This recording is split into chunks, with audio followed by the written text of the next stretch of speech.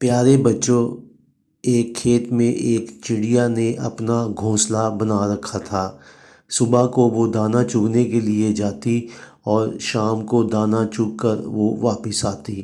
جب واپس آتی تو اس کے گھونسلے میں 3 بچے جو اس کا انتظار کر رہے ہوتے، رو رہے ہوتے تھے، امی ہمیں بھوک لگی ہے، امی ہمیں بھوک لگی ہے، ہمیں کھانا دو۔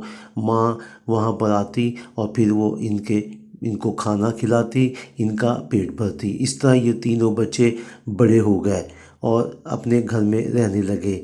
ایک دن یہ بچے اپنے کھیت میں تھے تو کوا اور ٹونی چڑیا دونوں باتیں کر رہے تھے کہ کھیت کے مالک نے اب اس کھیت کو ختم کرنے کا فیصلہ کیا ہے، لہٰذا ہم یہاں سے کہیں اور چلے جاتے ہیں۔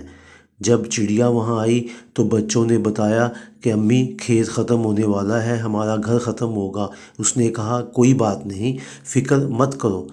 اسی دوران کھیت کا مالک نے اپنے بچے کو بلایا اور اس کو کہا کہ اپنے دوستوں کو کہو کہ وہ یہ کام کریں اور کھیت کو ختم کر دیں۔